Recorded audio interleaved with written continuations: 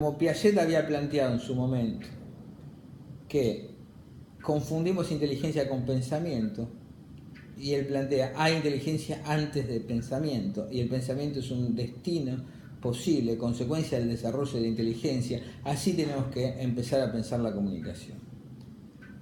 Tenemos que alejarnos de esa idea común, por ejemplo, en la gente que cuando ve un bebé hay una expresión común y popular que dice, te está mirando como diciendo, mamá, papá. El decir no es un mero momento posterior, es un destino posible, es una parte del lenguaje que no podemos confundir con el todo. No podemos pensar la comunicación desde el lenguaje, sino el lenguaje desde la comunicación. Tendríamos que decir piagetianamente, hay comunicación antes del lenguaje, y el lenguaje es un destino posible del desarrollo de la comunicación. Por eso hablamos de comunicación aumentativa y no alternativa. Puede existir o no el desarrollo del lenguaje. Lo que la casuística clínica indica que verdaderamente el lenguaje es una posibilidad. Entonces, como es una posibilidad y es una estructura cognitiva, compleja, tan fuertemente integrada a otras competencias y otras dimensiones del desarrollo psicológico, sobre todo en la infancia, el ejemplo que di antes, el pensamiento, por caso, es importante favorecer el desarrollo del lenguaje. Pero lo que plantea Teach, no hay que confundir desarrollo del lenguaje con juegos de salón lingüísticos. Enriqueciendo la comunicación, que florezca el lenguaje. No sacrificar el desarrollo integral de la comunicación en la enseñanza y aprendizaje de juegos y respuestas verbales. Porque lo que interesa es el desarrollo, no el lenguaje en sí mismo. El lenguaje como resultado del desarrollo enriquecido, sí. El lenguaje por aprendizaje de resultados, como planteaba Jean Piaget, no. Sino construir el instrumento por fuerza del favorecimiento del desarrollo, construir, acompañar la construcción y el desarrollo del instrumento lógico que hace posible el comportamiento verbal, social, inteligentemente organizado, afín con la comunicación social, como herramienta, como instrumento de la comunicación social, de la comunicación con el mundo, como herramienta para insumo para el aprendizaje y el desarrollo en la infancia, sí. Como mero juego de salón lingüístico, no, plantea Teach. Entonces, ahí plantea su modelo de múltiples dimensiones en el lenguaje. No sabemos entender el lenguaje, entonces vamos a ver, no sabemos entender la comunicación, no sabemos entender la comunicación sin el lenguaje.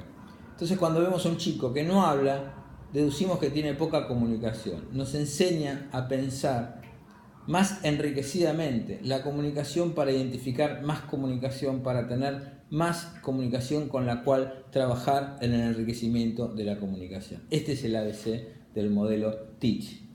Entonces plantea dimensiones comunicativas. Hay funciones diferentes: pedir, expresar, informar, expresar emociones,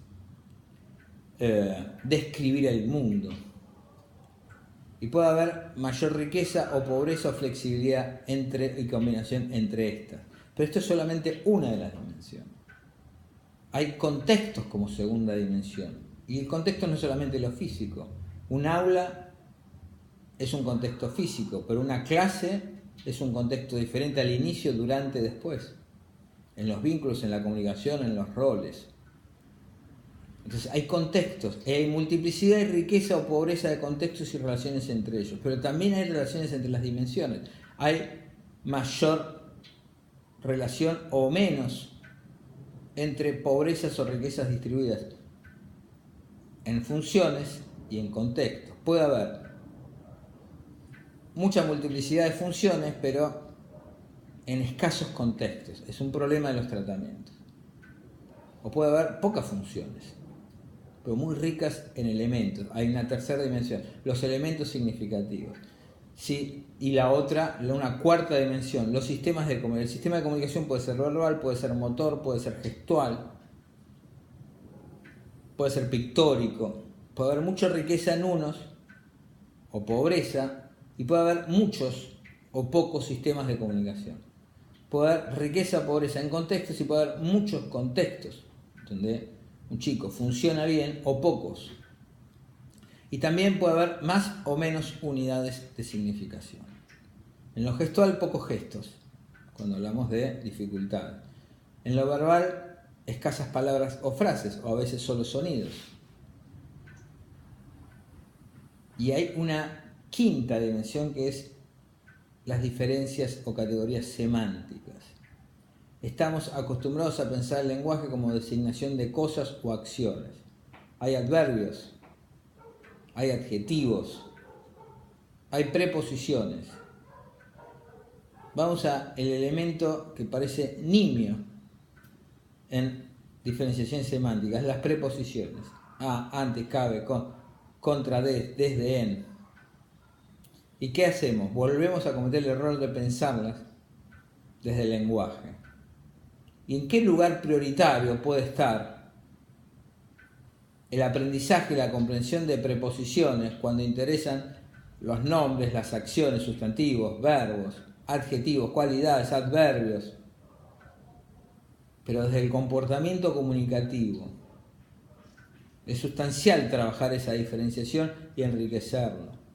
Un comportamiento que excesivamente desarrolla un contra varía cuando tiene la posibilidad de un hacia, un desde, un aleteo, una mirada. Un movimiento es hacia, ante, para, desde, contra, con. Lo que nos enseña Teach es a mirar con más respeto, pero también con más entusiasmo, la riqueza comunicativa del comportamiento. Para entender entonces, vinculándolos con un chico o una persona con autismo, la riqueza comunicativa en su comportamiento, el comportamiento de cada uno. Y entonces sí podemos trabajar organizando experiencias desde las competencias comunicativas ya existentes, y entonces nace una hipótesis razonable de trabajo. Vamos a llegar en menos tiempo, más lejos, aumentando y enriqueciendo la comunicación, porque aprendemos a identificar muchísima más comunicación con la ayuda de la contribución de Teach que con nuestra manera sesgada de pensar la comunicación desde el lenguaje. La segunda contribución, y estamos más o menos en los límites acostumbrados de la clase, va por el lado del aula Teach. El aula Teach no tiene solamente el beneficio de la inclusión escolar. No estamos pensando en lo académico, estamos pensando en la edad escolar como concepto, como etapa de vida, como etapa evolutiva. Entonces pensamos el contexto, la escuela, el día escolar, la semana escolar, el año escolar, el ir y venir de casa, los descansos, los espacios específicos, los tiempos específicos y las actividades específicas. Lo que hace el aula Teach es convertir el dispositivo áulico, mejor dicho, el aula y el mundo escolar en un dispositivo terapéutico. Por eso es fuertemente conductual, pero al mismo tiempo le da una autonomía, organizando ajustes en espacios, tiempos y actividades, al chico mucho mayor que el trabajo uno a uno con el terapeuta. Y trabaja principalmente a partir de esta ordenación fuertemente conductual de espacios, tiempos y actividades, pero al mismo tiempo fuertemente autónomas para el chico, respecto de un terapeuta. Trabaja en el desarrollo de herramientas cognitivas básicas para la etapa inmediatamente anterior, que ya no es la sensorio-motriz, más característica de los programas de aprendizajes del modelo LOVAS, sino la preoperatoria, la que llega hasta la edad escolar en el desarrollo promedio poblacional. Y trabaja en la construcción personal y al mismo tiempo social del tiempo, del espacio y de las relaciones causales. Por eso trabaja con agendas muy estructuradas, pero que le permiten al chico durante su jornada escolar ir desarrollando su agenda visual como una línea de tiempo que no depende meramente del paso del tiempo, que no es objetivo, sino es socialmente construido, pero no compartido por el chico con autismo, y que empieza a ser compartido en la medida que esa agenda va organizando actividades fuertemente estructuradas, pero que deben realizarse y se van a realizar exitosamente, aprendizaje sin error, como trabajamos en módulos anteriores, de modo tal que a medida que la línea de tiempo avanza en la agenda, avanza por causa de las actividades que el chico va realizando, la escuela le va organizando, pero el chico va realizando, y el paso del tiempo empieza a ser el resultado de lo que el chico hace.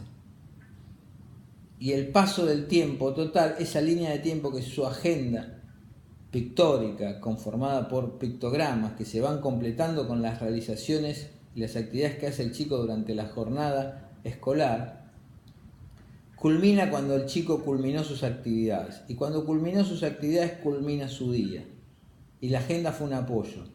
Y la agenda diaria es un apoyo sostenido en el tiempo para diferentes actividades que multiplican la heterogeneidad de las dimensiones de trabajo cuando un aula, un día escolar se convierte en dispositivo terapéutico, pero con un apoyo, la rutina, los hábitos. Y así tenemos que pensar la manera de incorporar una alianza fuerte, perdida injustamente, históricamente, entre la terapia ocupacional y la psicología clínica.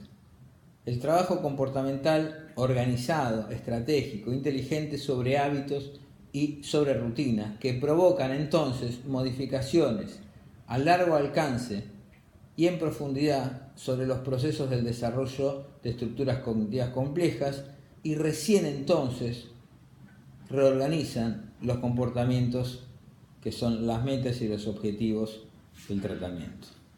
Bueno, se nos ha ido esta media hora en el módulo 7.